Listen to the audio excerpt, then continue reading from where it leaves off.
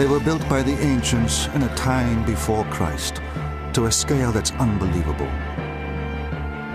They dared their creators to push engineering to new heights, which still astound us today. Architecture and sculpture continue to stand in the shadow of their genius. Now, by revealing the secrets of the past, we can unlock the mysteries of their construction, which earned them the highest distinction as the 7 wonders of the ancient world.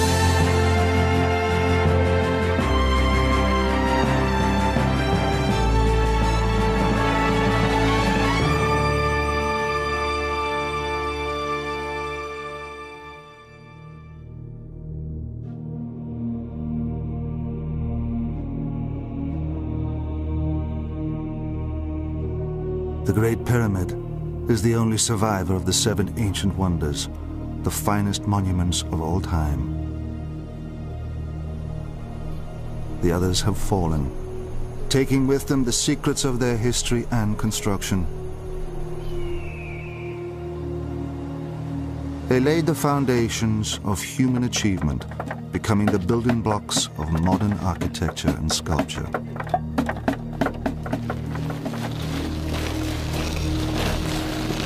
From the world's largest pyramid to the very first skyscraper, the 7 ancient wonders were all massive construction projects. They challenged their creators to conquer the scale of their ambitions. The 7 ancient wonders are a great example of how people build to impress, build to a scale which seems almost incredible, almost as if they were intending to make people look at them and say, well, could this have been possible? To solve nearly insurmountable construction problems, visionary architects were forced to conquer the unknown with extraordinary results. There were the Hanging Gardens of Babylon, built high above ground, displaying their color in the middle of a desert. I'm most intrigued by the Hanging Gardens of Babylon. I wish it was still there. Of all the 7 wonders, that is the one I wish had not been destroyed. It's so unusual. It excites one's imagination. Exotic and mysterious, they have enchanted us through the ages. Standing upon an arid plain, how were the Babylonians able to conceive them? The ancient gardeners had a great knowledge of horticulture, but what plants were they able to grow in the Hanging Gardens?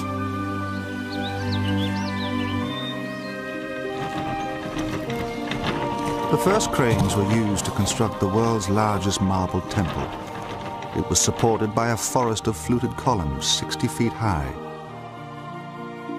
How were the ancients able to achieve such detail while working on such an enormous scale? Using simple techniques, they overcame the most difficult problems. Solid marble lintels weighing 40 tons were lowered with hair's breadth precision. It was one of the examples of the ways in which these early Greek architects were responding to the desire to build huge edifices with huge blocks of stone and needing new technologies to cope with it. An ingenious technique was used to create the finest sculpture of all time, the giant statue of Zeus, lifelike in every detail. How was it possible to create a statue of ivory taller than a 4-story building? The overwhelming flash and brilliance of all the materials at that scale is something we can only imagine in our minds. The sculptor who created it used a secret recipe to shape the ivory. But how did he achieve such realism? The originality of its design has inspired artists and sculptors to copy it throughout the centuries. The Pharos, a lighthouse, was the world's first skyscraper standing over 400 feet high. How were the ancients able to build so high without modern equipment? The Pharos blasted its golden light 50 miles out to sea. What mechanism could cast a beam so far? For centuries, the secrets of its construction lay hidden beneath the sea. So we are on the place here, on the underwater site. Now, a marine archaeologist and his team are recovering its remains from the sea floor to discover how the Pharos once stood. The 7 ancient wonders created the building technologies of today. It was the invention of the crane by the ancients that enabled them, and now us, to lift heavy weights high onto a building. The ancients dared to build high. Until little more than a century ago, the Great Pyramid remained the tallest structure on Earth. Only with modern engineering have we mastered the technology to build higher, giving rise to our finest skyscrapers, and even buildings made out of glass. One thing I learned to respect the Egyptians is the proportion of that pyramid. The Egyptians were right 4,000 of years ago. The ancient builders took risks to attempt the impossible. Now, nothing is left to chance. The computer has allowed us to test designs that before we couldn't have tested. And that's given us the confidence to actually proceed with these designs and be daring. A good example of an early use of the computer was Sydney Opera House, which was a very unusual structure. Today's creations stretch to the heavens, but their foundations are embedded deep in the past. They rest upon the 7 wonders of the ancient world, which still challenge and amaze us after thousands of years. Their origins lie in the ancient Greek world.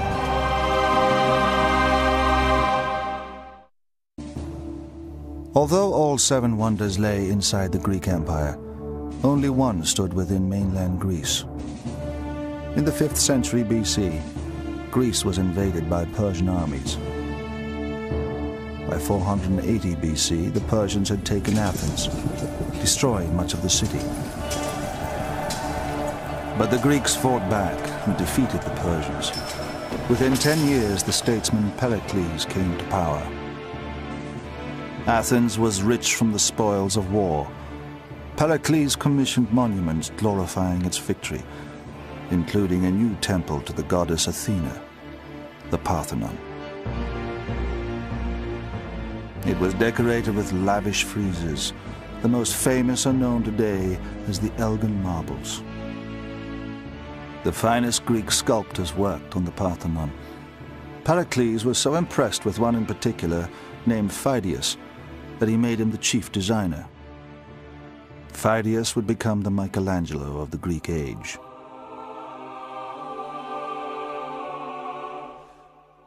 Phidias was asked to make a statue of the goddess Athena to stand inside the Parthenon.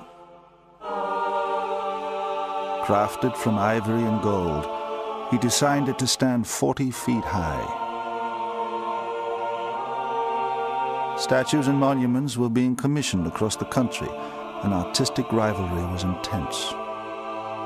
Phidias was determined that his Athena would outshine every other statue in Greece. Phidias' great achievement was to meet this challenge, and after he made the Athena, virtually every other Greek town wanted such a statue. Phidias was heralded as a genius, but his name became blackened by scandal. On completing the Athena, he was unable to account for all the gold he had used. Phidias was accused of embezzlement by those eager to bring down his powerful patron.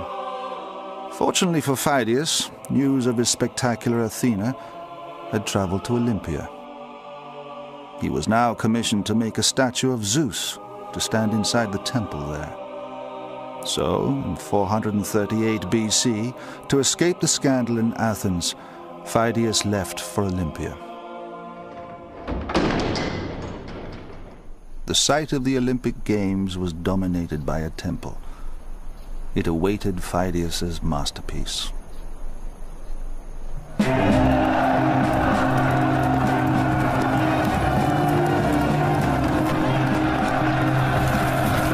The Olympic Games attracted competitors from all over the Greek world. Wars stopped when the games were held in honor of Zeus, the supreme god.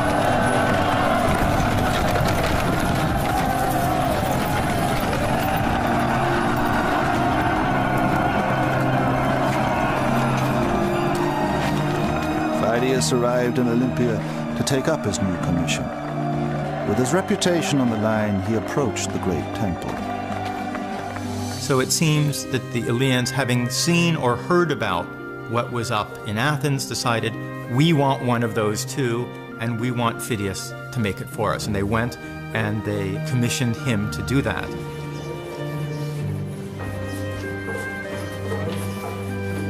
Until Phidias, ivory carving had only been executed on a small scale. Phidias designed the Zeus to be taller than a 4-story building. It would fill one end of the temple. It was too large to be carved out of solid blocks of ivory. So he developed a technique which has never been surpassed.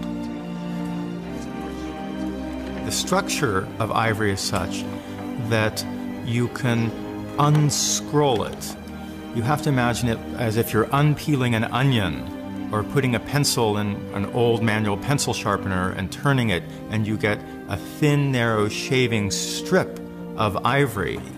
And no one had tried to do this before, and that's really what was original. Phidias developed a secret method for softening the ivory. Only a few ancient recipes survive.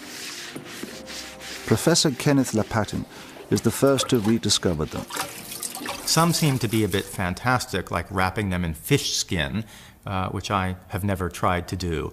Others say boil 3 days with mandrake root, which seemed a bit dangerous to try. Others said soak in oil, which did nothing for me. But one said soak in vinegar, which I did do, and that produced results. And what happens is that the ivory, which is tooth, it's largely calcium, has some of its chemical components leached out of it, and it becomes soft and flexible. And then you can mold it to shape and dry it out, and it will maintain that shape. And it was Phidias' genius that assembled these techniques from various different crafts to make this wonder of the world.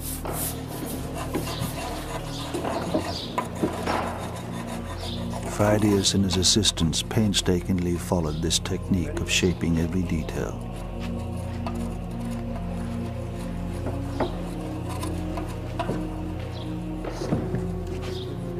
Every ivory section was made to fit exactly. The Zeus began as a wooden framework. To this, the molded ivory sections were fastened. The statue was built up, piece by piece, to a height of 45 feet. It took over 7 years before Phidias was satisfied everything was perfect. The Zeus was then assembled inside the temple. It had a great reputation, but none of that really prepared you for that shock when you walked through the temple doors and saw the image.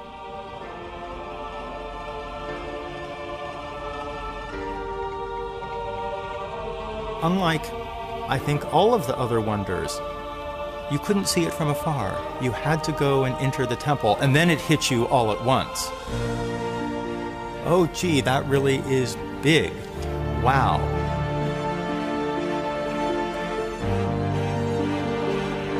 The writer Strabo, in the 1st century AD, was critical of its revolutionary composition.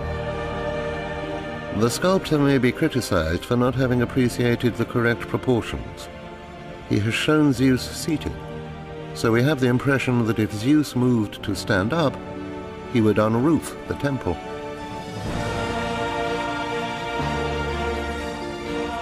The Zeus sits still. He's holding his emblems of power, the victory in his right hand, the scepter in his left. But he's not doing anything. The stilling of the god gives him greater power because there's the potential there for action. He's very aware. And it's that calmness that becomes a hallmark of the classical style. Characteristics of Phidias' world wonder are echoed throughout Western art.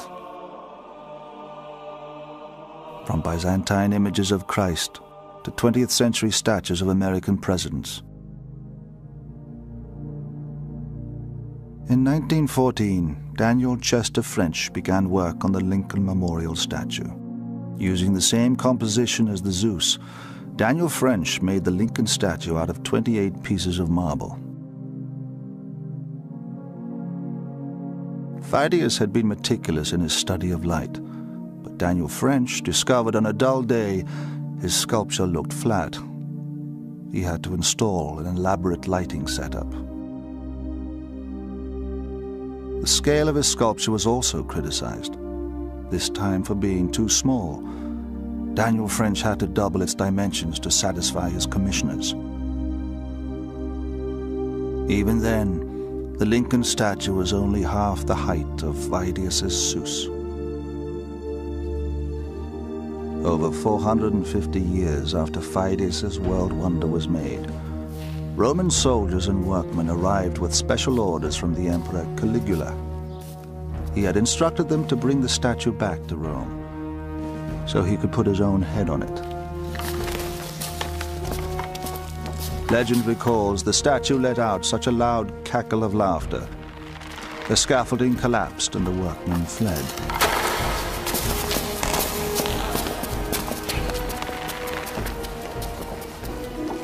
Luckily for them, the ruthless emperor was assassinated before they returned to Rome, empty-handed.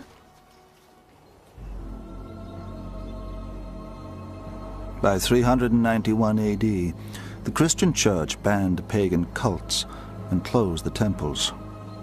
The Olympic Games ceased, and the great sanctuary of Olympia fell into disrepair. When the Zeus was 800 years old, it was bought up by Luasus, an imperial chamberlain from Constantinople, installed in his palace art collection there. Phidias's world wonder would not survive for long. The fire destroyed the palace and the collection, cremating the finest statue of all time.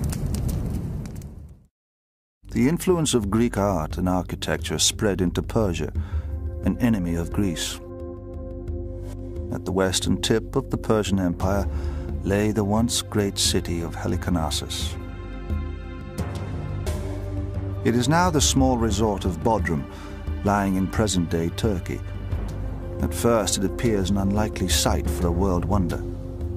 But in the 4th century BC, this was the capital of a powerful sea empire. Inland from the harbor lie the ruins of a tomb, the most extraordinary building ever constructed. It stood the height of a 14-story building, combined an assortment of styles, and was covered with statues. It has left us the word mausoleum, used to describe monumental tombs ever since. Its style has been copied around the world, from the Freemasons' Lodge in Washington, D.C., to the Shrine of Remembrance in Melbourne, Australia.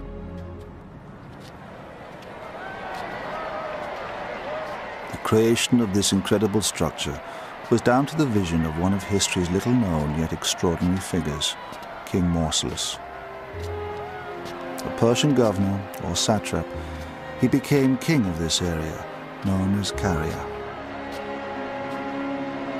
Mausolus's unusual behavior included marrying one of his sisters, Artemisia. Erratic and headstrong, he founded a dynasty upon tyrannical control. Mausolus married his elder sister Artemisia, which is a very curious thing to do because brother-sister marriage does not seem to have existed in the family before his generation. From the day he became king in 377 BC, Mausolus fiercely protected his kingdom. The ruins of the Mindus Gate are all that remain of his grand defensive walls, which stretched for 7 miles around the city. He also built up a navy of 100 ships. In the Persian tradition, he had a fortress palace, which is believed to have occupied the site currently where the castle is. Mausolus is obviously a very powerful, dominant figure, successful politically and victorious in war. His forces stood poised to repel any Greek attack. Yet, Mausolus openly welcomed Greek culture. Deluded by visions of his own grandeur, he planned the construction of a vast tomb. He chose a Greek architect to design it. His name was Pythias. He was unknown and unconventional. We don't know exactly where he came from, but he was very much a pioneering theoretical architect, probably the most important theoretical architect of the 4th century BC. He had very strong views on what was appropriate in architectural design and what was not. The Persians had a tradition of building tombs. Mausolus followed the example of the Persian king Cyrus the Great. But Mausolus's tomb would be far grander. Pythias designed for him an extraordinary building. It defied the conventional styles of the day. Apart from the Great Pyramid, it stood twice the height of any known building in the Western world, 14 stories high. The tomb would be unique. It would incorporate different styles from different countries. On the top, and never attempted before in architecture, a vast statue. Below, a stepped roof, inspired by the Egyptian pyramids. Beneath were Greek columns from temple architecture. Under these, giant statues resembling friezes, another architectural innovation. At the base was a tomb chamber. This alone used over 12,000 tons of stone. Mausolus gave orders for his tomb to be built on top of an existing royal burial site. Because of the scale of the tomb, this choice of location presented problems. The mausoleum needed foundations dug to a depth of 20 feet. They soon flooded. Having drained them, Pythias increased stability by joining the masonry together. Iron clamps, or dovetails, were used to secure each block to the next, and dowels were fitted between the courses. To assemble the columns, a hole was cut in the base of each, allowing iron connecting bars to join onto the next section. This technique is still used today. These blocks have been banded together so that they get strength from each other. The ancients also realized that for stone blocks to share the weight more effectively, particularly on a large structure, they needed to be clamped or doweled together. If there was a weakness in the foundation, for example, then the building could cope with it better. The mausoleum became a world wonder because of the statues adorning it, over twice life-size. These heroic figures stood high up on ledges and weighed many tons. By the time that the mausoleum is being built, great strides have been made in the development of cranes and siege engines, massive timber constructions on wheels capable of lifting dead weights to a height of 140 feet. We take it for granted that we can use machinery to help us on our construction sites. This beam weighs about 1.5 tons. It was the invention of the crane by the ancients that enabled them, and now us, to lift heavy weights high onto a building quickly and with great precision. The heaviest statue sat on the very top of the mausoleum. It was an enormous sculpture of Mausolus and Artemisia in a chariot, pulled by 4 horses. This revolutionary idea of putting a statue on the top of a building has been copied since in triumphal arches and monuments. Mausolus never saw his completed tomb. He died in 352 BC. His body was interred within the mausoleum.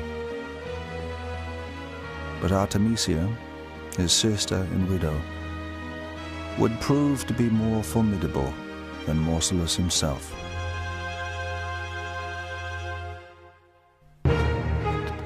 After the death of Mausolus, Artemisia became queen. Her rise to power was unprecedented in the Western world. she continued to oversee the construction of the tomb. Throughout her short reign, she demonstrated her strength. Her bravery in war led the Persian king Xerxes to exclaim that his men had become women and his women men. There is the famous story that the Rhodians decided to attack Halicarnassus after the death of Mausolus, when Artemisia was in control, thinking presumably they could easily overthrow a feeble woman. But she outwitted them and in fact captured them, and then returned to Rhodes with the Halicarnassian fleet and captured Rhodes. Although she appeared to be invincible, her brother's death had weakened her spirit. Her decline was so tragic it was later romanticized by Renaissance artists. She seems to have been completely besotted with her elder brother, to the extent that even after his death she is supposed to have mixed some of the ashes of his remains with her wine and drunk it. Possibly this is one reason why she didn't outlive him by many years. Artemisia ruled for just 2 years before she died. She was interred alongside Mausolus, her brother and husband. They were carried away to the next world in their chariot.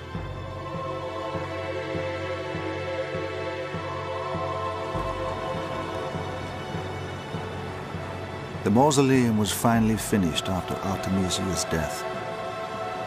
Her younger brother and sister also married before the dynasty died out.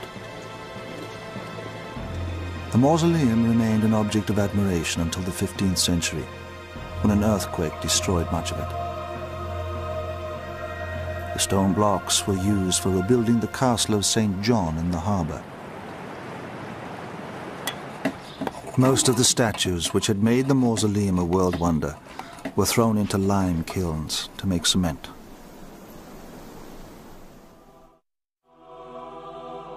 "100 miles up the Persian coast from Halicarnassus stood the largest marble temple ever constructed. It had been built at Ephesus, the wealthiest city in Asia Minor and the largest port on the Aegean. The temple, dedicated to the goddess Artemis, attracted pilgrims who flocked here to visit her cult shrine. Artemis was a mother goddess, her many breasts symbolizing the fertility of women. King Croesus, renowned for his wealth, financed the building of a temple to her in 550 BC. The architect chosen to build it was Chersiphron. Although he was highly trained in temple construction, this commission was on a scale never before attempted. One of the interesting things about temples such as the temple at Ephesus are that they are among the earliest works of Greek architecture on any real scale. Chersiphron may well have visited the temples of Thebes in Egypt and been inspired by the forests of columns there.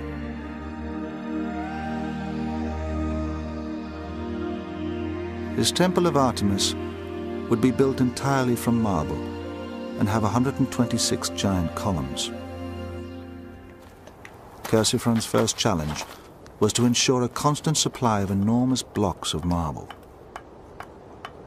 The quarries were 7 miles from the construction site, and some marble blocks could weigh as much as 40 tons. Engineer Scott Steedman has examined the difficulties of moving them. There's a lot of controversy about how the ancients moved heavy stones. We know that they dragged them, of course, but when you drag a stone, you have to overcome a huge amount of friction from the weight of the stone on its runners underneath. So if you want a system that doesn't involve dragging, then you may be able to rock them, or even to roll them.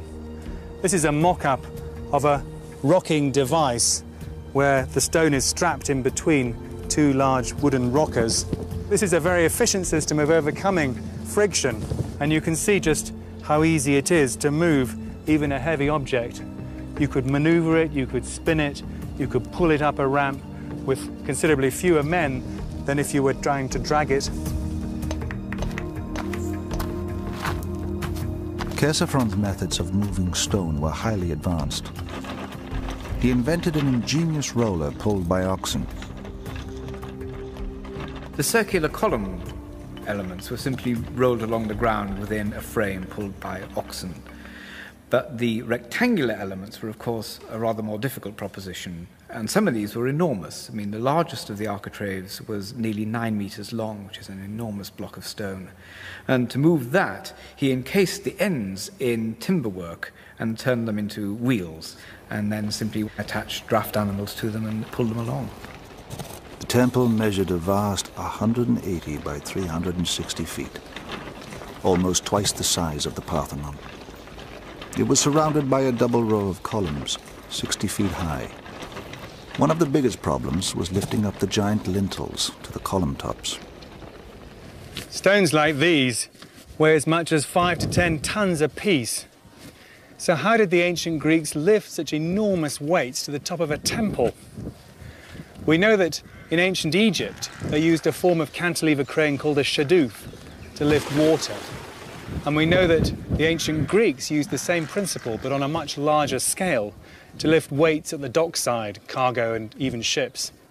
So we can imagine that it's entirely possible that they used the same type of cantilever crane inside the temple, perhaps mounted on a mound of earth and stone, so that they could build up a platform halfway up the temple to give them the leverage they would need to reach right to the top.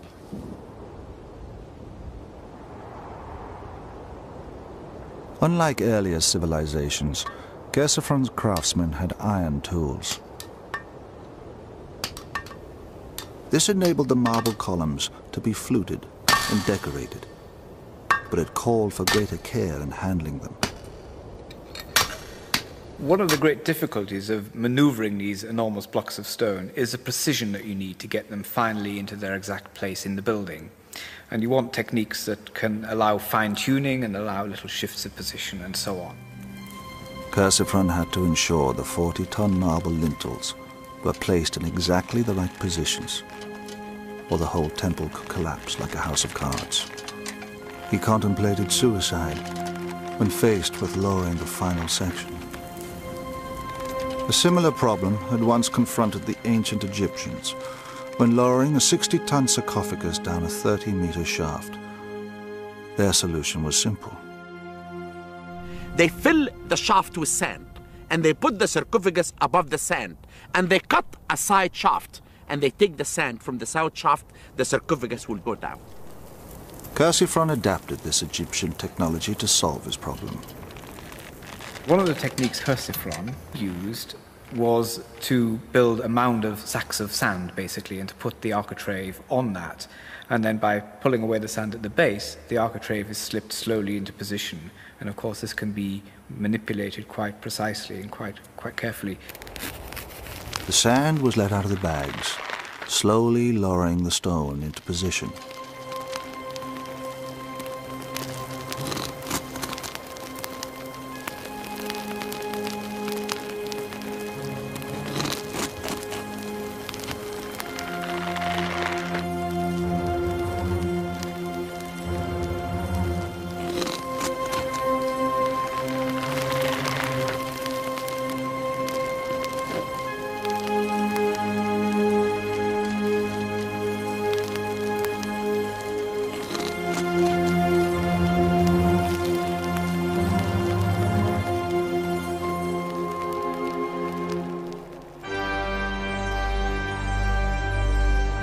The Temple of Artemis took 50 years to build, and Chersiphron didn't live to see its completion.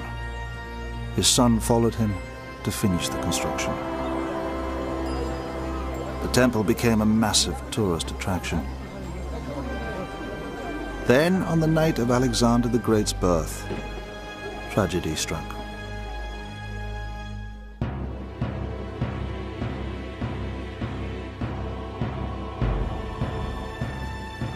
On the night of Alexander the Great's birth, legend records that the goddess Artemis left the great temple to be with him. While she was away, a pyromaniac wanting his name to be remembered forever, burned the temple to the ground. In the year 356 BC, there was what the sources describe as a madman, Herostratus, who was, it says, consumed with the desire for glory, that his name should be remembered to the ends of time, on the ends of the earth. And he burnt the temple down. The temple had a wooden roof and staircase. Once a falling beam had toppled a column, collapse was inevitable.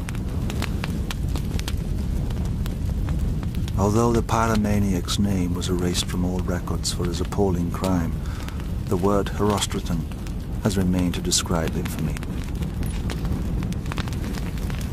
But the Temple of Artemis had a second life. Within decades, it was rebuilt, becoming one of the 7 wonders of the ancient world.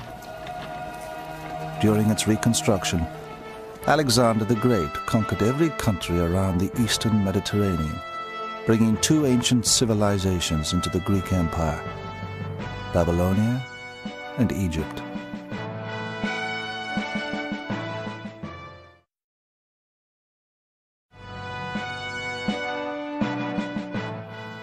The capital of Egypt is Cairo,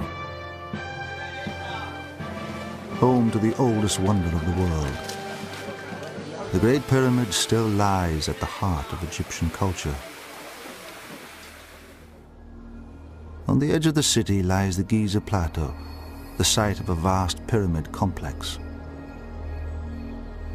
Pyramids are the tombs of the pharaohs. Pointing to the heavens, they ensured the pharaoh's safe journey into the next world. The pharaoh was buried deep inside in a hidden tomb chamber. In death, as in life, he was worshipped, feared, and respected. Out of the 80 pyramids in ancient Egypt, the Great Pyramid is the largest. It was built in 2560 BC for the pharaoh Khufu. Like all pharaohs, Khufu was more than a king. The Egyptians believed he was the living image of a god come down to earth. The Great Pyramid is the largest stone structure in the world. It dwarfs all comparisons. Nearly as tall as the Washington Monument, 5 cathedrals can fit within it. Yet it was constructed without machinery or even iron tools. How were the ancient Egyptians able to build it? In the 5th century BC, the Greek historian Herodotus tried to find the answer. He gathered his information from the hearsay of local priests. The account he has left us is unreliable. The pharaoh Khufu compelled his subjects to labor as slaves for his own advantage. Some were forced to drag blocks of stone from the quarries in the Arabian hills to the Nile. The work went on in 3 monthly shifts, 100,000 men in a shift. The wickedness of Khufu is not something that you can regard, in Herodotus telling at any rate, as something which is hard historical fact. It is anything but that.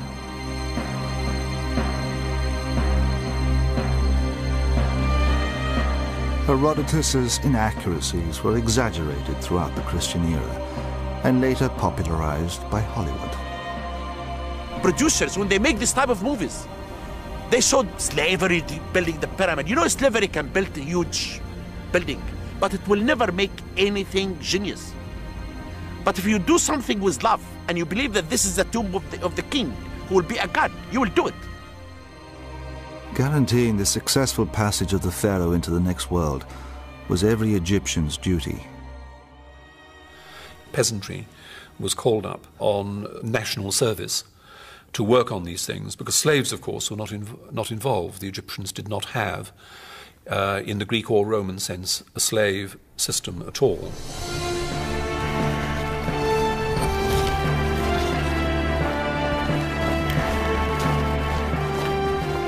Although slavery didn't exist, workers were conscripted like an army. During the annual floods, farmers worked on the pyramids, which was preferable to going hungry.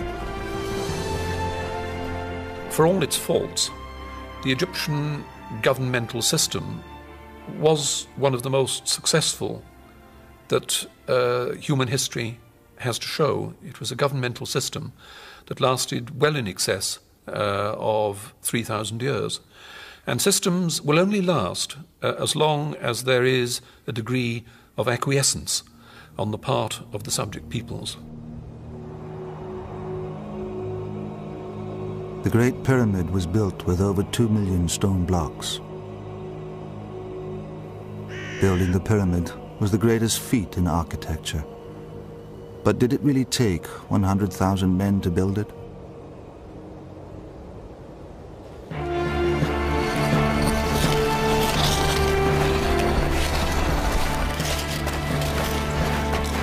The Egyptians were practiced in pyramid building. Their production line ran highly efficiently. Instead of Herodotus's 100,000 slaves, only 20,000 laborers were used.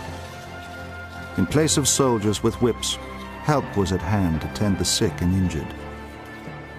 The Egyptians put doctors, physicians on the site to save the workmen, because they found many workmen had broken hands.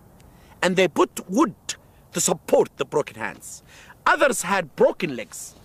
We found that all the tombs of men and women, the skeletons, had a stress on their back because they were involved in moving heavy stuff. And they died during the construction of the pyramids. The Giza Plateau was chosen as the site because of the quantity and quality of the building stone. The men lived here in laborers' quarters, their heads shaven to deter lice. Working in gangs, they hauled the stone blocks from the nearby quarry on sledges. An illustration from the tomb of a nobleman shows this process on a grand scale. A colossus being dragged along. Sleepers or runners were often set into the ground to reduce friction, but there were no rollers under the sledge. I know that Hollywood, the Technicolor industry, is very keen on rollers. You can get lots of Israelites squashed under things like rollers, and it makes for good copy. But there's no sign of any roller at all. And standing on the knee, there is somebody clapping his hands and saying, as the Egyptian text indicates, Jehuti hoppe meri nesu, which is one Egyptian equivalent of what shall we do with the drunken sailor. It ensures that everybody pulls at the right time. It gives a rhythm to the whole operation. The lower part of the Great Pyramid used the largest blocks, weighing 5 tons or more. Although a stone block was fitted into place every 2 minutes, the Great Pyramid took 23 years to build. Provided the Egyptians had time, and provided they had their disciplined workforce and these techniques, they could achieve what they needed to achieve. The ancient Egyptians set out the base like a compass. One side, aligned by the stars, runs north to south. With only geometry and rope to help them, it is baffling how they created a perfect square. Engineer Scott Steedman demonstrates one possible method for laying out a pyramid, which may have been used by the Egyptians 4,500 years ago. One of the mysteries of the ancients is how they managed to survey structures as accurately as they did, as large as the pyramids in deserts just like this. There are a number of theories as to how they did it, but this is a simple way in which you can lay out a right angle. What we need is a little simple geometry and a piece of string. What I want to do is to find the exact midpoint and mark it, and then we'll use that to lay out a right angle off our north-south line behind me. And here's the exact middle. I'm going to mark that with a green piece of twine because I need to find that. With the string, Scott forms a triangle. He loops the ends around 2 posts set upon the north-south line and pulls the middle of the string out to find the midpoint. Right, here's the green marker. Now, the trick about this is it doesn't matter how hard I pull, because the tension is the same in both sides of the string. He marks the midway point with a post. He repeats this the other side, again marking the midway point with a post. By aligning these 2 points with a string, Scott has created a 90-degree angle. That's the original north-south line, and this is the new east-west line. The beauty of this system is that you wouldn't just do it once. You would go on from where I stopped, right around the pyramid, and then you would go back the other way anti-clockwise, and then back again clockwise. Each time you'd close out the error just that little bit more, until you got it to the precision that you wanted. The rough appearance of the Great Pyramid masks the precision of its construction. Its limestone casing was stripped away centuries ago to rebuild Cairo, but the pyramid remains the most accurately built stone structure on Earth. It covers 13 acres, the equivalent of 9 football fields, yet each of its sides are accurate to within inches. In my opinion, pyramids built Egypt. Because building the pyramids made the Egyptians to think about art, architecture, to think about astronomy, and this is why they became genius, because they have to build the tomb of the king who will be a god. Dr. Howes has discovered the remains of the surveyor's original workings. We found in our excavation holes about 40 centimeters in diameter, and no one understood the function of these holes. We found that these holes has to do with making the square base of the pyramid. After they finish the square base of the pyramid, they cut in the solid rock, and they made the base of the pyramid about 8 meters high, only from the rock of the plateau.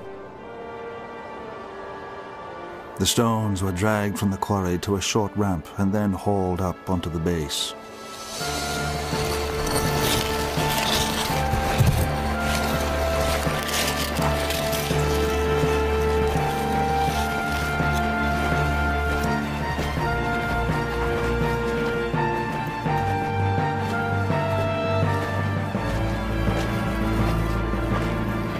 Dr. Howes has discovered remains of the ramp which stretched 1,000 feet from the quarry. The ramp, based on my discovery, is located to the southwest corner of the Great Pyramid.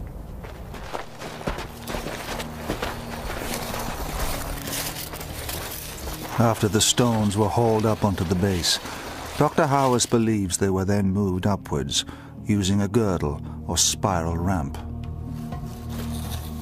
This wrapped around the outside of the pyramid and was made from mud and rubble.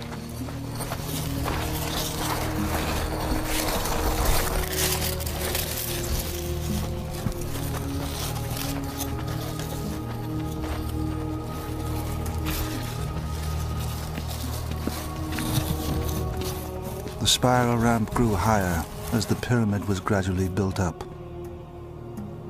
No one knows with certainty the exact ramp design. Other archaeologists believe the ramp was a straight one. I prefer the long straight ramp option, partly because a ramp circling the pyramid would have been inherently unstable for the heavy loads to be dragged up it. And it's also difficult to understand how you could drag these heavy blocks round the corners on such a ramp. But a straight ramp to the top would have ended up being a mile long, stretching far beyond the quarry. To retain a manageable gradient, its length and height would have needed continual adjustment. On the other hand, the spiral ramps have cornering problems.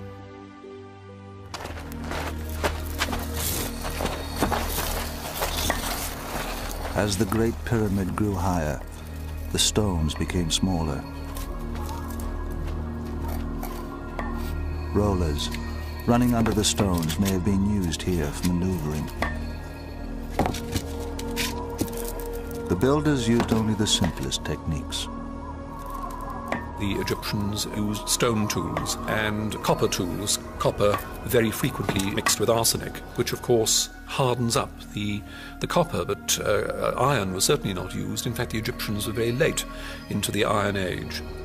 Without any sophisticated tools, the stones were fitted with watertight precision to a height of 480 feet. Until little more than 150 years ago, the Great Pyramid remained the tallest structure on Earth. When built to the top, it resembled a series of steps. It was then ready to be cased in top-quality limestone. And then, of course, you start smoothing it off from the top down. So you do the top bit, then you take the girdle ramp down, then the next bit, and so on, until the whole thing is done. After 23 years, Khufu's tomb, the largest pyramid ever built, was complete. Pyramids are the most enduring ancient structures on Earth, and the Great Pyramid is the only ancient wonder of the world standing today. It has been imitated many times. Its stable form inspired one of today's most famous architects, Primiere. He designed the pyramid at the Louvre in Paris out of glass. Pyramid is built of stone, it's solid, it's for the dead, and I hope the glass pyramid is transparent, it's for the living. But one thing I learned to respect the Egyptians is the proportion of that pyramid, of the Giza pyramid. It's the only one that we came to that satisfies from both directions, whether you look at it head on or look at it at 45 degrees. It's neither too flat nor too peaky. So I think that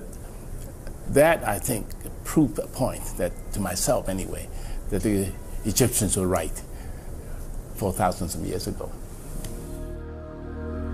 Khufu's pyramid was so admired that his son and grandson followed him, building their tombs alongside his on the Giza plateau.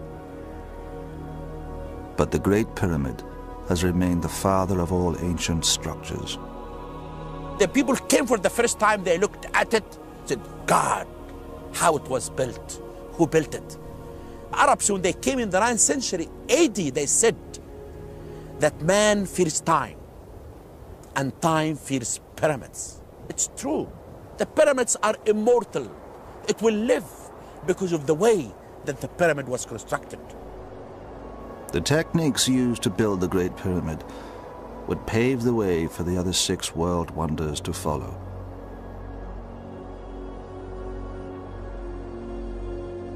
The Great Pyramid, the foundation for the other world wonders, was built in 2650 BC. It would take another 2,000 years before the next wonder of the ancient world was created in the most spectacular city on Earth, Babylon. The city was surrounded by inhospitable terrain for hundreds of miles. Merchants journeyed across the wilderness from every corner of the ancient world to trade their goods in the wealthy city. But of all the sights in Babylon, one impressed the parched travellers more than any other: the Hanging Gardens. I'm most intrigued by the Hanging Gardens of Babylon. I wish it was still there. Of all the 7 wonders, that is the one I wish had not been destroyed. It's so unusual. It excites one's imagination. Fragments of the ancient city survive, but the Hanging Gardens have been lost forever. Some scholars doubt whether they could have existed here. How was it possible to have built terraced gardens in an area without building stone? Babylon's built on a huge, great, flat alluvial plain, and there's no stone nearby, so they have to use mud. And they would dig the mud from the riverbank, creating a sort of moat around the city. And then the mud would be formed into bricks. And then as it bakes in the sun, you would end up with really quite a sturdy product. You can't just take the bare mud and pack it into a brick. So he's processing the mud by stamping it and adding water to it to give it just the right consistency, so that when it is slopped into the mould, he has a brick which you can recognisably see is a brick and not just a heap of mud. Mud, when it's baked and compacted, is a very strong and capable building material. And there are many examples in ancient history of walls that are built to really quite a significant height using baked earth and mud. Sometimes that needs to be reinforced, perhaps with straw or reeds, which would be laid flat and then more earth compacted on top. But as long as you created a big, wide, massive wall, essentially, it would be a very strong and capable material.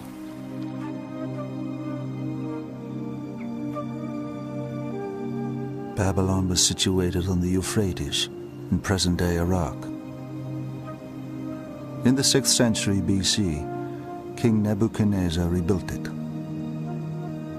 The walls were so splendid that the Greek poet Antipater had included them as one of the 7 wonders. Herodotus was also impressed by them. They formed a square. Along the top were walkways wide enough for 2 chariots to pass. There were 100 bronze gates in the circuit of the walls. It was some 56 miles around the whole city.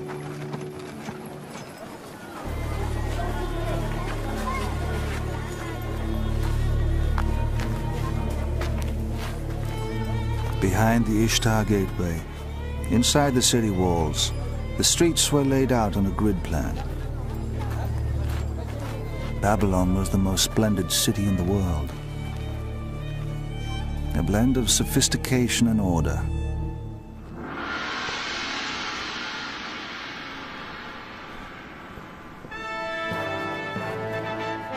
King Nebuchadnezzar ruled Babylonia from his palace. He married Princess Amytis from the land of Media.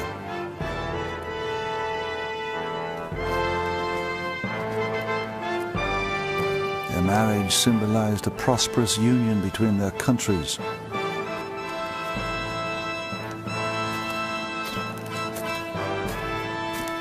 Babylonia now looked forward to a period of peace and plenty.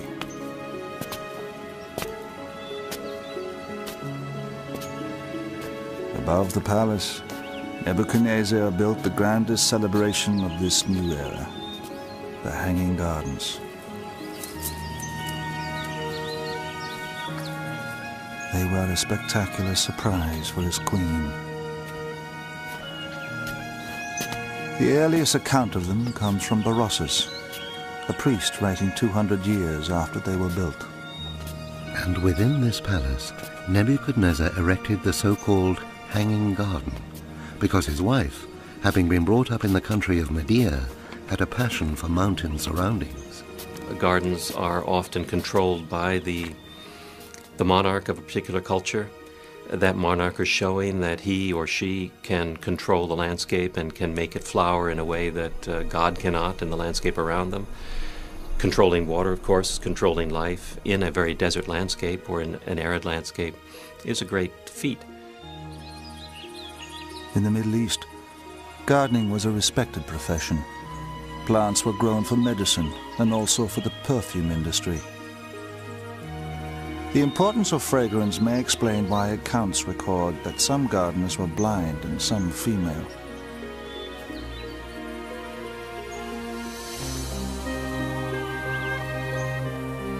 Records show that Nebuchadnezzar's gardener was given special rations from the palace.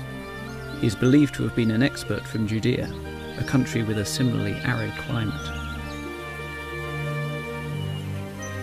The Babylonians had a great knowledge of plants. The gardeners in Babylon would have selected the best plants to thrive in the hot, arid climate. The Middle East is not all a desert, but it's generally arid, and it was felt important to bring exotic types of plants, different types of plants, and a richness of vegetation in a controlled situation so people could enjoy it, particularly the king. There are a number of ways plants have adapted to survive in harsh environments like the Middle East. One way is to have thin, needle-like leaves. Grasses and conifers are good examples of this. Their very small surface area ensures little water loss. Others have leathery or waxy leaves to prevent water loss. Often they are grey in color, which reflects the glare of the sun. Some plants have leaves covered in fine hairs. These reduce the drying effect of the wind and also trap the cold night air to keep the plant cool during the day. Oak, willow and cedar, ilex, plane and palm. The lists of the trees and the plants in the hanging gardens are endless. They were compiled by historians centuries later and are often inaccurate. It is believed the gardens contained many plants and trees from the land of Medea, the homeland of Nebuchadnezzar's queen. As well as adding color, the flowers of orange and lemon trees would have produced a fragrant scent. However the gardens were planted out, they needed water. Ancient writers recorded that there were hidden machines used for irrigation. Scholars have investigated buckets on ropes, water wheels, and even the Archimedes water screw. This device is attributed to the great Greek mathematician and inventor. It is believed Archimedes created it while in Egypt, having watched villagers pump water from the Nile. But the Hanging Gardens were built 2 centuries before him. The only device we have evidence for at that period is in fact the shaduf, a very simple tip beam device that's known as early as the 3rd millennium BC. You have a counterweight at one end and a basket on the end of a rope or a pole at the other that lifts the water up. We have illustrations of it from the 2nd millennium BC onward. We have illustrations of it in Assyrian art from the time the Hanging Gardens supposedly were functioning, and there are no illustrations of other devices that would have been suitable. So it seems to me that this is the only solution. Today we overcome our engineering problems with machinery. The ancients often looked no further than human labor, and in Babylon there was an endless supply. The Western perception of the Hanging Gardens has been highly idealized. Terraced gardens with abundant water, even waterfalls. When I was a child, the image conjured up by the Hanging Gardens was that of gardens that somehow hung downwards. But in fact, if you look at gardens that are carefully maintained in the Middle East on terraces, generally you have plants that rise upward from the terraces.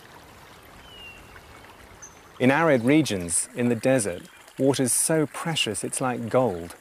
They have to control how they use it very, very carefully. They let the water come in down channels, and then they release the water so that it just rushes out, just for perhaps 10 minutes a day, and then they'll shut it off again and conserve it for the next day. Just a tiny amount of water has created an intensity of color, green trees, which is just totally unexpected. Water could have been taken from the Euphrates, carried or lifted up to a cistern on the top terrace.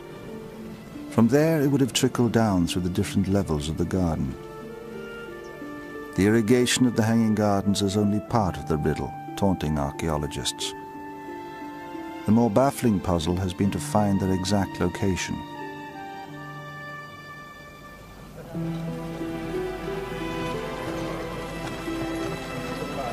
The city of Babylon was known across the ancient world, but accounts of the Hanging Gardens were hard to find, even at the time of their construction.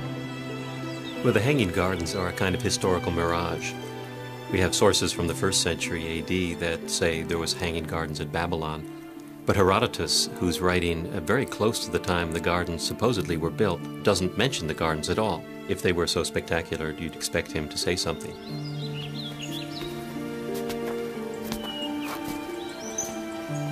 It is likely they were destroyed within a century of their construction.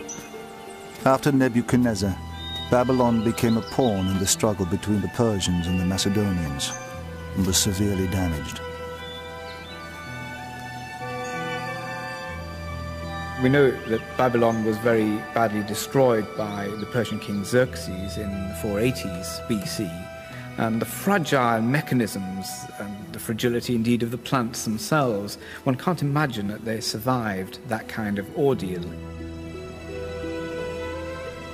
Some archaeologists have looked elsewhere to find another location for them. The most convincing explanation, which says that there is a confusion in the beginnings of this legend, and that really what the Hanging Gardens refer to are the palace gardens built by an Assyrian king in Nineveh, which was the great capital of the Assyrian kingdom, something like 100 or 150 years before Nebuchadnezzar.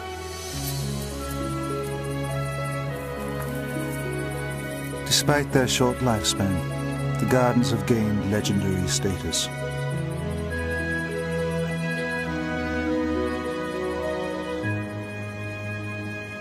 They remain unique among the seven wonders as the only one displaying nature's beauty, and they live on as the most famous gardens ever. The balance of power in the Middle East would change, and with it the fortunes of Babylon. Persian armies under Cyrus the Great overran the Babylonian Empire. Just 200 years later, an awesome army recruited amongst the valleys and mountains of the Greek mainland would conquer Babylon once again. Under Alexander the Great, they stormed across the plains, east as far as the Indus and south as far as Egypt.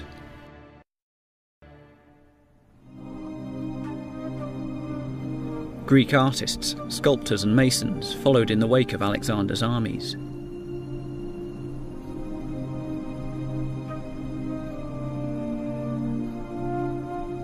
They spread the influence of Greek architecture and culture to new lands, as well as harnessing local techniques for use back in Greece.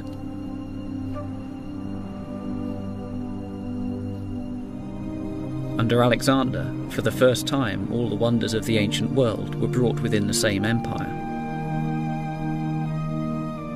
The idea of seven wonders is in many ways inconceivable without Alexander the Great. His conquests in Babylonia and Egypt brought the Hanging Gardens and the pyramids to greater Greek prominence. Babylon in particular caught Alexander's imagination.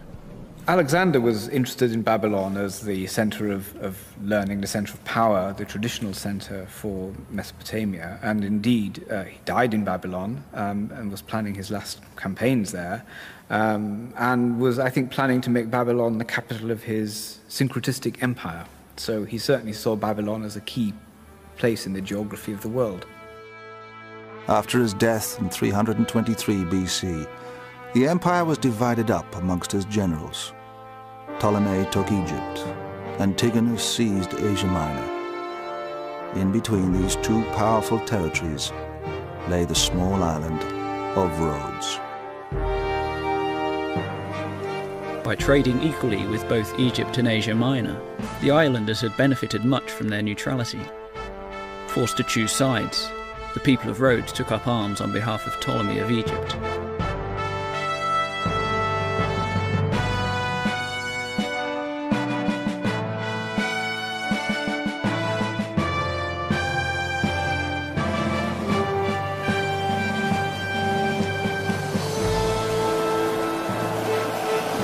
Outraged, the Antigonides from Asia Minor attacked Rhodes with a huge fleet.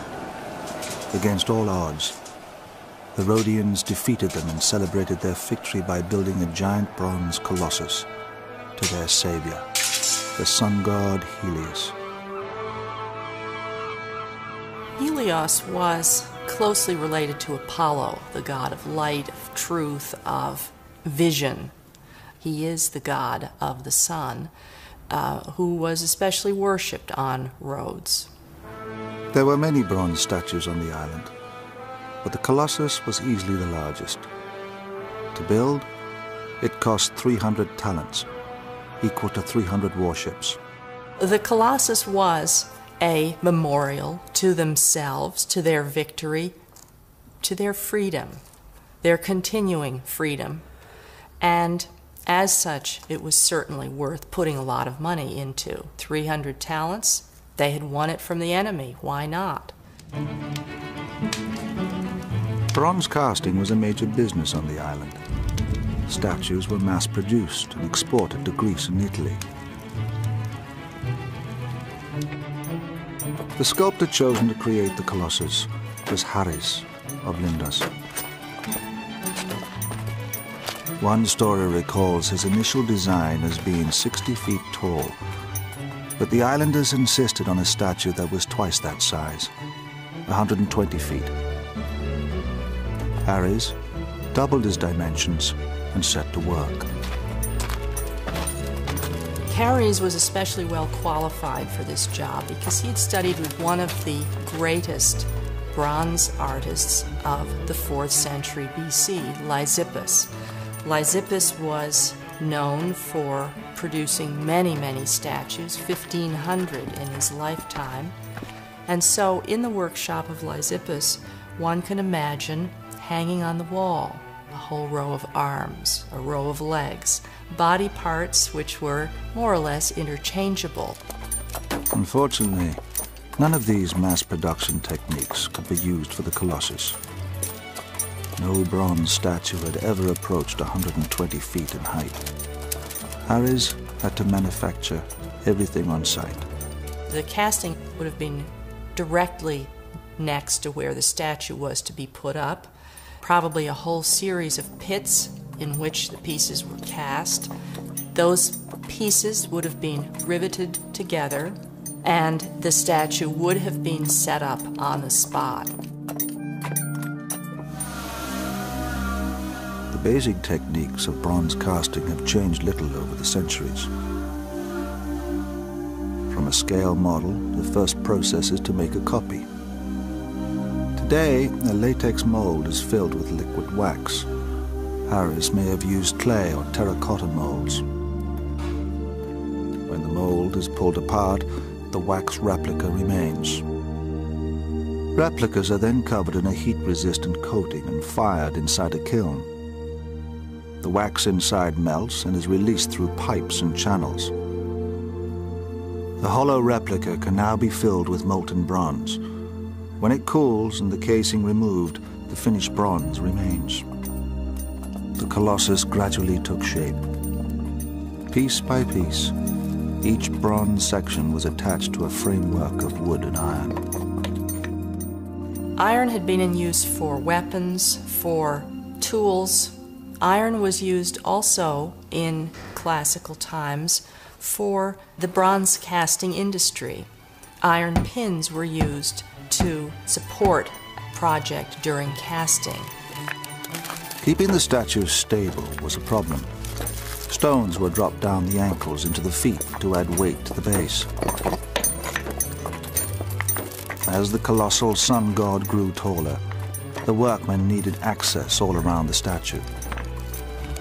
Haris's solution was to bank up earth around the Colossus with a spiral pathway, rather like a girdle ramp used in building the Great Pyramid. There was one drawback to this. When Haris designed the statue, he would never have a chance to see what the finished work would look like until the work was finished, which is certainly a deterrent in producing a Colossus. You can't look at it at various stages of the process, put it all together, take it apart again.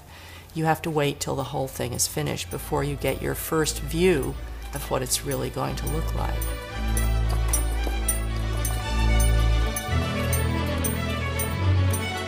By the time Haris reached the head of the Colossus, the mountain of earth was 100 feet high. Altogether, 225 tons of bronze was riveted into place.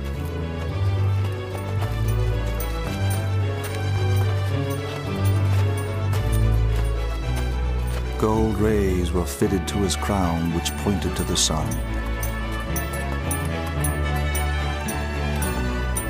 After 12 years' exhausting work, the mountain of earth was removed.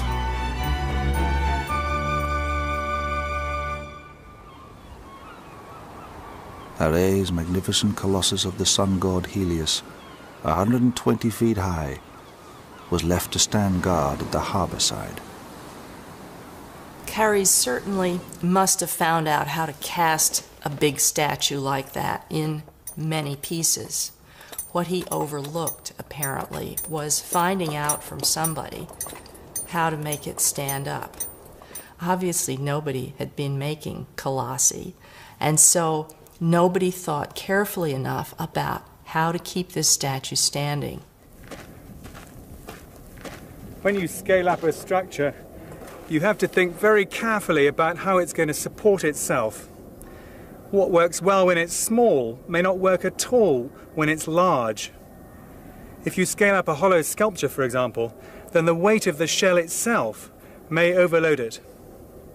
And any tall, thin structure or sculpture will be much more vulnerable to wind and earthquake. The Colossus stood for just 56 years. In 226 BC, an earthquake brought it crashing to the ground, burying several houses beneath it.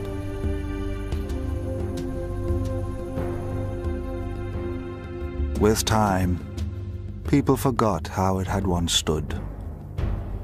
During the Renaissance, Martin van Heemskerk, the first artist to draw the 7 ancient wonders, depicted it astride the harbor.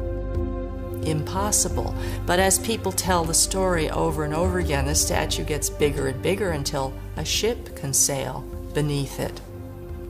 When a statue is standing on 2 legs, and it's a naked statue, as this would have been in the tradition of producing statues of gods and of heroes, it's the legs have to be close together to give it the support that it needs. But the idea of the Colossus straddling the harbor still remains popular. Engineer Gavin Davis assesses the likelihood of this. If the legs were together on the sculpture, it would be a lot more stable because the weight of the upper half of the body is carried vertically down through the legs. And then provided the foundations are strong enough, then you should have a relatively stable structure. If the Colossus had stood with the legs apart, it would have been considerably weakened. The key area of concern in the Colossus is how the weight load is carried down the 2 legs when they're quite wide apart. Once you do start getting any wind loading on this kind of structure, then there are obviously weak areas. Around the 2 ankles, for example, would be an obvious area of concern. Over 2,000 years after the Colossus, Auguste Bartholdi designed the Statue of Liberty. He employed the greatest engineer of the day, the Frenchman Alexandre Eiffel. Avoiding the mistakes of the Colossus, Eiffel introduced revolutionary technology to ensure the Liberty would stand forever. The Statue of Liberty was an engineering innovation. Eiffel designed an iron framework to form a backbone. The statue, a hollow shell made from copper, was then hung over the frame. In 1986, after standing for 100 years, it was overhauled. Architect Blaine Cliver was a part of the restoration team. The statue itself is 153 feet tall. That's all the way up to the top of the torch. Eiffel's design was light. It is a skeletal frame and is anchored to the pylons which are into the base, the stone base upon which the statue stands. Unlike the Colossus of Rhodes, the outer casing carries no weight at all. Consisting of 300 copper plates weighing 80 tons, its weight is transferred by ribs and armature bars to Eiffel's central skeleton. Larry Belente was the consulting engineer during the restoration work. It does have the modern concept of if it's too stiff, it will break, and if it has flexibility, it will give with the wind, give with the temperature changes, and therefore be able to, like an airplane wing, go up and down and not break and come to pieces. So this was revolutionary at the time, and it absolutely is the only way you could have done this and had it survive as long as it has. There are plans to use this technology to rebuild the Colossus on the island of Rhodes. Nicolas Kotsiaminas, one of the leading bronze sculptors in the world today, dreams of recreating the Colossus. He has already made some enormous bronzes.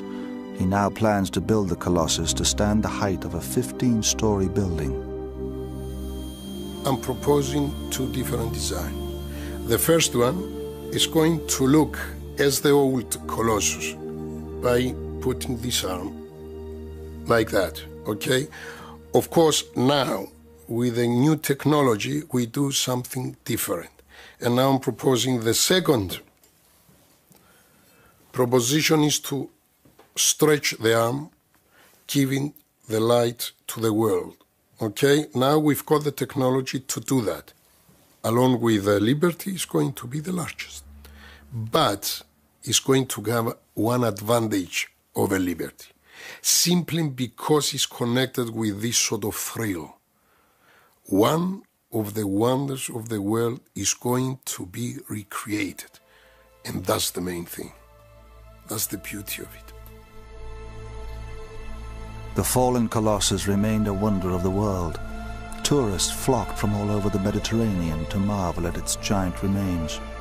The thumb was bigger than most statues, and this is what really captivated visitors, who would make almost a pilgrimage to the statue to see that giant thumb. An oracle predicted that Rhodes would suffer great misfortune if the statue were rebuilt. So it was left lying where it had fallen for 900 years. In the 7th century AD, the statue was carted off as scrap metal. Obviously, its tourist value by then was much reduced, and yet its monetary value was still high. Usually when bronze statues were melted down, the metal was reused for weapons, tools, mostly ammunition. It took 980 camels to carry off the surviving metal from this statue.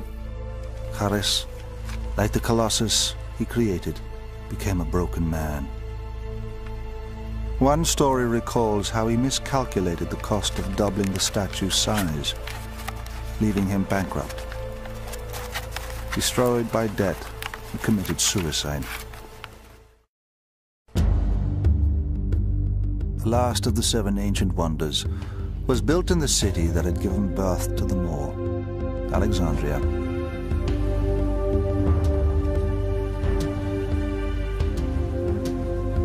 Founded by Alexander the Great in 332 BC, it was the world's first metropolis. Standing at the head of the Nile, it rivaled ancient Rome in size and power.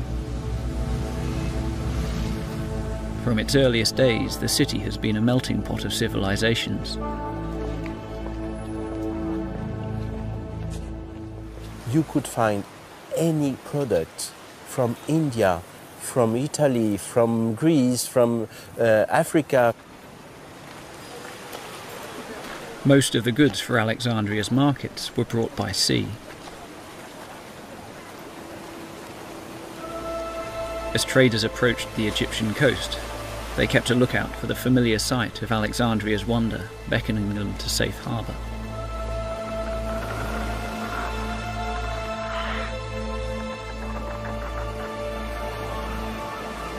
Known as the Pharos, it was a lighthouse. Standing over 400 feet high, it was the world's first skyscraper.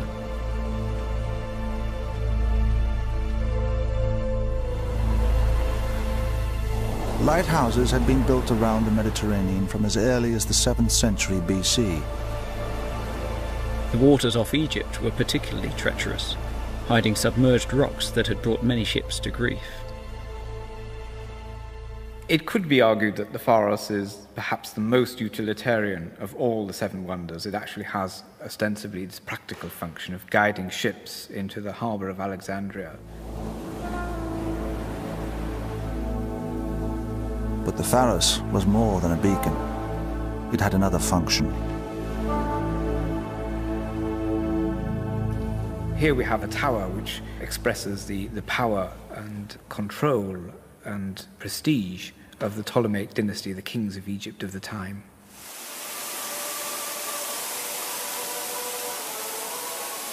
Alexandria was the first megacity.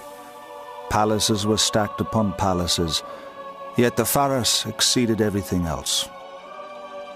It is yet another way in which Alexandria can be put at least one notch, and preferably several notches, above every other city in the world. Built during the reign of Ptolemy II, the Pharos announced to the world the grandeur of Alexandria. Designed by the architect Sostratus of Cnidus, it took 12 years to construct. At the top, a vast furnace was kept raging. It blasted its golden light 50 miles out to sea.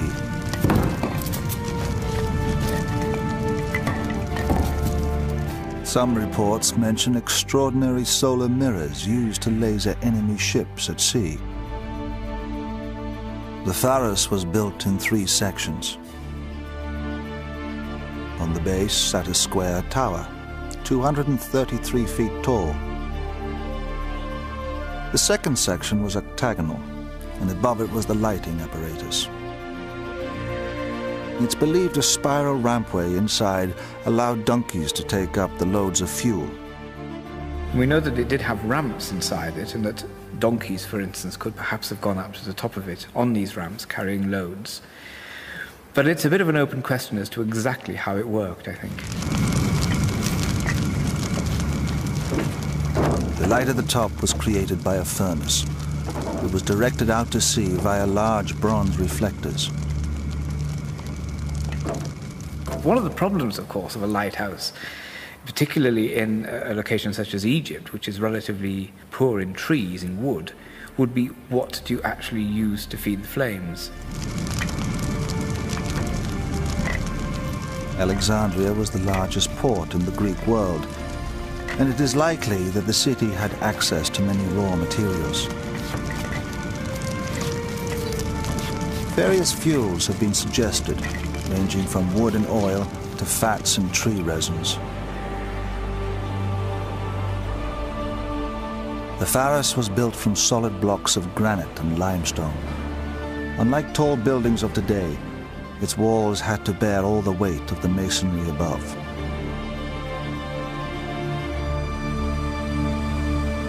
Modern buildings have very thin outer skins, sometimes entirely glass, and the walls themselves carry no weight at all. This is achieved by using a frame. I'm holding onto one of the steel stanchions here, so the ground floor and the interior can be entirely open. Frame technology was only invented relatively recently with the advent of modern materials like steel and concrete. Because the ancients were limited to stone, they had to build enormously thick and heavy walls to reach the heights that they wanted. In the 19th century, Jules Baudet, a forerunner of Eiffel, made the most ambitious copy of the Pharos. Although never built, he incorporated a metal frame into his design for a tower to light up Paris.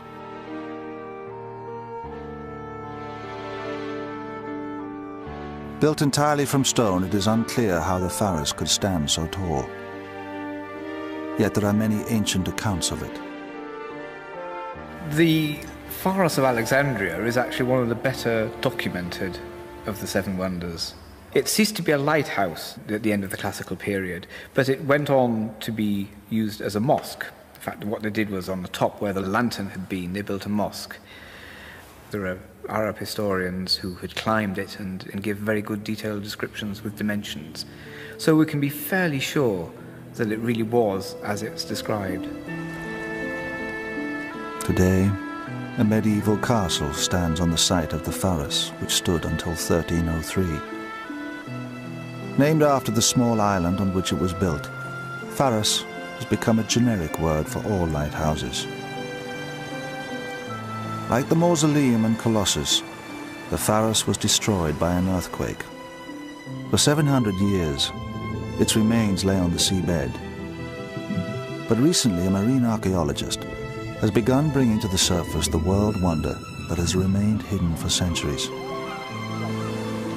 When the Pharos was toppled into the sea, its massive building stones were scattered across the harbor. Marine archaeologist Jean-Yves Empereur has been excavating the underwater site. He still can't comprehend the scale of his discovery. When for the first time we dived, we couldn't imagine such chaotic and huge underwater collection of such thousands and thousands of columns, of bases of columns, of capitals, of sphinxes, of obelisks and so on. It was incredible. And every time we dive, even now, after thousands of diving here, we go back to the surface with a strange feeling. It's a fantastic sight. You cannot imagine, you can describe it. You have to dive to have this so strange feeling. Among his discoveries was a vast granite lintel weighing 75 tons, which he believes to be a supporting beam from the Ferris. You can see even in this castle, they used some very strong stones like the red granite from Aswan. You see at the base of the windows or the frame of the doors, they used ancient pieces of granite or columns even in the masonry, exactly like the pieces we are in the underwater site, to reinforce the building itself. So we are on the place here, on the underwater site. This is a slip from where we jump into the water.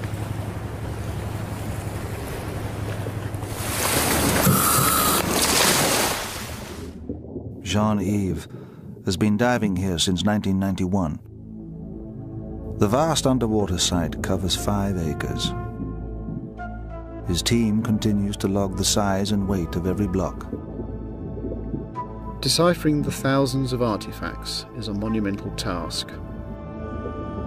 The Pharos fell amongst palaces and the other treasures of the once great city. So Jean-Yves and his team have a painstaking task of deduction. Using inflatable parachutes, they lift the huge obelisks and statues weighing many tons.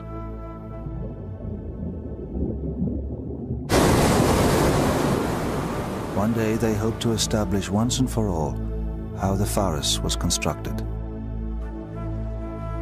The world's tallest lighthouse was brought down by an earthquake. Nowadays, tall buildings are thoroughly tested. Gavin Davis examines the stability of the Pharos. There's no doubt this would have been a very challenging structure to build, but to build something that's supposedly 400 feet tall or more would have been very difficult at that time. When comparing the Pharos with one of the Great Pyramids, for example, you can see that there's a great difference because the pyramids are inherently more stable structure. Comparing it to something like a pyramid, which would have a much wider base, then it really is still a very tall and thin building. Whereas the ancients were building into the unknown, today's architects are required to check every uncertainty. This building's the Hong Kong and Shanghai Bank, and a significant amount of testing was carried out to look at how it might behave in the wind. The computer these days allows us to eliminate even the most unlikely problem areas from buildings, which means that we can design closer to the edge and design buildings that perform better. Today's architectural wonders stand within the safeguards of science and technology. The 7 wonders have become icons of the ancient world. They stood not solely by the laws of science, but by the will of an age determined to build the impossible. The 7 ancient wonders were part of an age of optimism, an attempt to use technology to the limit, to go further than people had ever gone before in creating these massive monumental structures. Architecture and sculpture continue to pay a debt to the excellence of their construction.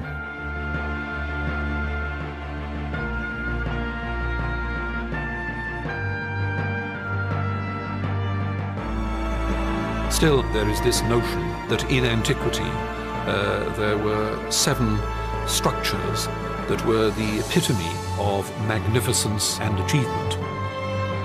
The 7 ancient wonders challenge the finest minds. Even now, we still wonder how to match them. If we tried to make a list of today's wonders, Could we find 7? Or would we find 200? Their high ideals have stood the test of time. They remain the cornerstones of our finest constructions. Architecture has to serve a purpose. And I think the symbolism of the pyramid is as valid, in my opinion, today as it was then. The 7 wonders of the ancient world set the supreme standard and keep alive the dreams of the ancients.